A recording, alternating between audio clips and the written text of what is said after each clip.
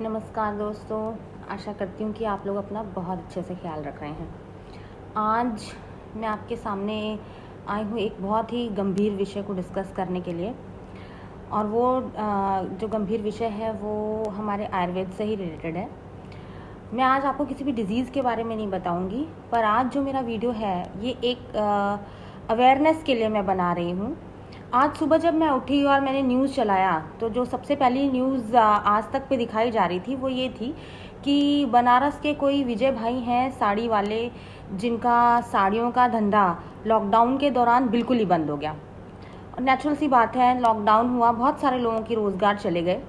लेकिन हुआ क्या, जब उनका रोज़गार चला गया तो उन्होंने सोचा कि चलिए अब आयुर्वेदिक काढ़ा बनाते हैं और उसे बेचते हैं। और उन्होंने, जैसे एक चाय की टपरी होती है, एक टी स्टॉल होता है, उसी तरीके से उन्होंने एक स्टॉल लगा दिया और ऊपर बड़ा बड़ा लिख दिया कि आयुर्वेदिक काढ़ा यहाँ मिलता है। और लोग बड़े चाव से जा रहे हैं और लोगों के रिव्यूज़ भी काफ़ी अच्छे हैं कि बड़ा टेस्टी है। और उसमें ये भी बताया गया कि जो विजय भाई थे वो बोल रहे थे मैंने इसमें जी दालचीनी डाली है, मैंने इसमें तेज पत्ता डाला है, मैंने इसमें गिलोय डाला है। बट जो मैं लोगों से ये पूछना चाहती हूँ कि जो ये आयुर्वेदिक काढ़े इस तरीके से बनाकर बेच रहे हैं, और सबसे बात जो मैं अपनी आयुष मंत्रालय तक पहुँचाना चाहती हूँ, क्या आयुर्वेद सिर्फ एक काढ़े से ही गिना जाता है? और क्या आयुष मंत्रालय में बैठे हुए जितने भी मिनिस्टर्स हैं, डॉक्टर्स हैं, और जो लोगों के ट्रीट कर रहे हैं डॉक्टर, क्या उनके लिए काढ़ा महज एक फॉर्मूला बन के रह गया है? क्या डॉक्टर्स खुद, आयुर्वेदिक डॉक्टर्स या बाकी जो भी अपने मन से काढ़ा ले रहे हैं, क्या वो ये बता सकते हैं लोगों में अवेयरनेस पैदा करना कि नहीं सोचते कि भाई लोगों को पता चले कि किस अमाउंट में लेना है, किस डिजीज़ में कितना लेना है? आयुष मंत्रालय के बारे में भी मैं कहना चाहूँगी। मैंने देखा उन्होंने जी एक निकाल दिया फॉर्मूला कि आप इतना काढ़ा लीजिए और आप इससे कोरोना से या नॉर्मल वायरल किसी भी डिजीज़ से आप बचे रहेंगे। Is it possible? हो सकता है क्या ऐसा? क्या उन्होंने ये देखा कि वय के हिसाब से, यानी एज के हिसाब से, जेंडर के हिसाब से, अंडरलाइंग रूट कॉज एलिमेंट्स के हिसाब से, किसी भी पर्टिकुलर डिजीज़ के हिसाब से, किसी वायरस के हिसाब से, किसी बैक्टीरिया के हिसाब से, क्या वो औषधियाँ काम करेंगी? ऐसा नहीं है। काढ़े काम करते हैं, नो डाउट, लेकिन हर काढ़ा हर किसी के ऊपर चल जाए, ये बहुत ही गलत धारणा है मेरे हिसाब से। मैं एक आयुर्वेदिक डॉक्टर हूँ, मैंने 5-6 साल लगाए अपनी स्टडी करने में, मैंने पैसा लगाया और फिर साथ में मैंने इंटर्नशिप की, उसके ऊपर से मैंने फिर मेरा 14-16 साल का एक्सपीरियंस गेन किया। वहाँ पे अभी भी हम लोगों को परेशानी आ जाती है किसी किसी पेशेंट को ट्रीट करने में कि इसके साथ क्या कॉम्बिनेशन बनाया जाए, इसको ऐसी कौन सी कॉम्बिनेशन बनाकर दी जाए कि इसके जितने भी दोष हैं या अंडरलाइंग इश्यूज़ हैं वो करेक्ट हो जाएं। लोगों में एक बहुत बड़ी गलत धारणा है कि जी आयुर्वेदिक मेडिकेशंस का तो साइड इफ़ेक्ट नहीं होता। क्यों नहीं होता? एक छोटी सी आप गोली खा लेते हैं, एक केमिकल कंपोजिशन की बनी हुई, एक सिंथेटिक फॉर्म में बनी हुई आप एक गोली खाते हैं, उसका आपको असर नहीं हो, मतलब उसका साइड इफेक्ट हो जाता है, रिएक्ट कर जाती है, कभी कभी तो शॉक भी लग जाता है पेशेंट को। तो क्या आपको लगता है कि ये जो नेचुरल हर्ब्स मिलते हैं जिनके अंदर नेचुरल केमिकल कंपोजिशंस होता है, जैसे कि मैंने तुलसी के बारे में भी बताया कि इनमें सैपोनिन्स हैं, टैनिन्स हैं, तो क्या इनका बॉडी के ऊपर असर नहीं होता? ऑफ कोर्स होता है। क्या वही काढ़ा जो कि आयुष मंत्रालय बता रहा है, या फिर जो ये चाय वाला बेच रहा है, या एक कर्नाटक की लेडी पुलिस है वो भी लेकर बैठी हैं डिबिया, वो भी वीडियो बना रही हैं कि जी आयुष मंत्रालय ने कहा है कि ये फलानी फलानी दवाइयाँ आप खा लीजिए, आप बच जाएंगे। हंसी आ जाती है मुझे ये सोच के कि मुझे लगता है कि आयुर्वेदिक कंसल्टेंट को छोड़कर बाकी सभी खुद में एक कंसल्टेंट बने हुए हैं। लोगों के फ़ोन आते हैं मुझे कि मैं ये काढ़ा ले रही हूँ, क्या मैं इसके आगे कोई और आप मुझे बता दो कि क्या ऐड कर सकती हूँ। किसने बताया आपको ये काढ़ा लेने के लिए? कौन कह रहा है? मैं मानती हूँ तुलसी, जिंजर, ये सब हमारे लिए सेहत के लिए अच्छे होते हैं, पर क्या किसी ने सोचा है कि अगर कोई डायबिटिक पर्सन है वो हनी डालकर पी रहा है और उसके ब्लड शुगर लेवल्स बढ़ जाएंगे, who will take the guarantee?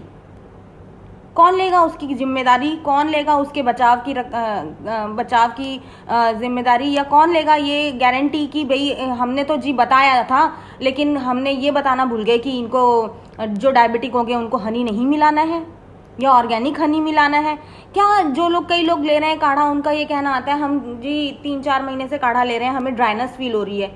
होगी ना, रुक्षता तो शरीर में आएगी। तो क्या किसी ने ये बताया कि इसको इतने टर्म पे आप लोगे तो उसको रुक्षता से बचाने के लिए क्या करना है? किसकी जिम्मेदारी बनती है? मैं ये सोचकर हैरान हूं कि लोग मैं यही कहना चाह रही हूँ कि लोग इतनी जल्दी भ्रमित कैसे हो जाते हैं। सो कॉल्ड पढ़े लिखे लोग, अच्छे खासे नॉलेज वाले लोग इस बात को लेके बड़े कैजुअल हो जाते हैं। एक छोटी सी दवाई लेनी है उसके लिए 50 बार गूगल करते हैं, पर अगर आपको एक काढ़ा लेना है, और मैं तो कहती हूँ काढ़ा भी क्यों बताना है, क्यों आयुर्वेद को इन्होंने एक दादी नानी के नुस्खे के रूप में पेश कर दिया है। आयुर्वेद इतना बड़ा है, इतना वास्ट सब्जेक्ट है कि इसको पढ़ने में सालों लग जाते हैं, फिर ऊपर से उसको एक्सपीरियंस करना पड़ता है, ज्ञान लेना पड़ता है, और आप उसको काढ़े के नाम पे। एक और एग्जांपल मैं आपको देना भूल गई, अभी मैंने एक ब्रेड देखी, शायद वीटा या आई डोंट नो मॉडर्न ऐसे ही कुछ है ब्रांड, उसमें उन्होंने लिखा हुआ है, पर्टिकुलरली एकदम क्लेम किया है कि आयुष मंत्रालय द्वारा बताए गए हनी, अदरक और हल्दी वगैरह इसमें डाला गया है। कमाल की बात है, एक अच्छा ब्रांड होकर इस तरह की बेवकूफ़ी करना, और सबसे बड़े बेवकूफ़ वो लोग। प्लीज़ इसको माइंड मत करिए, और माइंड हो भी रहा है तो आपको माइंड करना चाहिए कि पढ़े लिखे होकर वो ऐसी चीज़ें ले रहे हैं।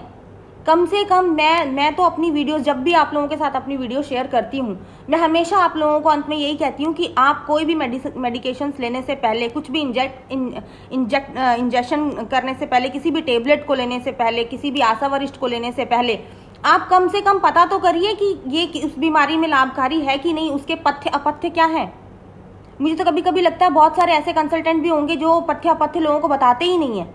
तो क्या ये हमारी जिम्मेदारी नहीं बनती कि हम जागरूक हों, हम अपनी आवाज़ को आयुष मंत्रालय तक पहुंचाएं, जहां तक कि लोगों को ये पता चले कि ये काढ़े कोई दादी नानी के नुस्खे नहीं है कि आपने ले लिया जी इम्यून बूस्टर के नाम पे आप कुछ भी। मेरा खुद भी वीडियो है इम्यून बूस्टर के लिए, लेकिन मैं हमेशा सबको ये बताती हूँ कि ये सबके लिए अलग अलग होता है। अगर किसी को बीपी का प्रॉब्लम है और वो और गर्म चीज़ें लेगा, उसका बीपी शूट नहीं हो जाएगा। किसी भी ऐसा कोई भी ऐसी औषधि वो लेगा जिसका वीर्य उष्ण हो, जिसका विपाक भी उष्ण हो, तो वो उसका तो बीपी रेज हो ही जाएगा ना।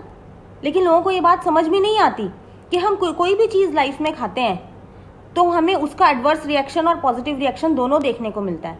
डायबिटिक केसेस को ही देख लीजिए, लोग क्या देते हैं जी मैंने चावल खाना छोड़ दिया क्योंकि मेरा डायबिटिक लेवल, जो मेरा शुगर का लेवल था वो बढ़ जाता है। ये भी एक अलग ही मिथ्या सी फैल गई है मार्केट में कि चावल खाएंगे तो शुगर बढ़ जाएगा, रोटी खाएंगे तो नहीं बढ़ेगा। क्यों, चावल और शुगर दोनों अलग अलग है क्या? दोनों का एंड प्रोडक्ट तो कार्बोहाइड्रेट ही है ना। कार्बोहाइड्रेट तो ब्लड शुगर लेवल को बढ़ाता ही है। तो क्या ये किसी भी, चाहे वो एलोपैथिक का हो, चाहे वो होम्योपैथिक हो, चाहे वो आयुर्वेदिक हो, क्या इन लोगों की जिम्मेदारी नहीं है, या समाज के खुद के पढ़े लिखे लोगों की जिम्मेदारी नहीं है कि जो अंधभक्त बनकर कोई भी दवाई, कोई भी किसी ने कुछ भी बताया और खाने लग जाएंगे? दूसरी बात मैं गवर्नमेंट को ये कहना चाहूँगी, ये जो हाशमी दवाखाने हो गए या जो टेंट हाउस लगाकर बैठ जाते हैं, ये ऐसे क्वैक्स को क्यों नहीं पकड़ती डॉक्टर? क्यों ये गवर्नमेंट क्यों नहीं पकड़ती? क्यों नहीं इनके खिलाफ एक ऐसा रूल आता है मार्केट में कि प्लीज़ ऐसे क्वैक्स को अलग किया जाए, इनको जेल में डाला जाए, इनको पनिशमेंट दी जाए। ऐसे लोग जनता को बरगलाते हैं, उनकी सेहत के साथ खिलवाड़ करते हैं, और उसमें पिस कौन जाता है? एक आयुर्वेदिक डॉक्टर। लोगों से अगर बात की जाए तो लोगों को ऐसा लगता है जी काढ़े हैं, आप हमें मैडम एक काढ़ा बता दो।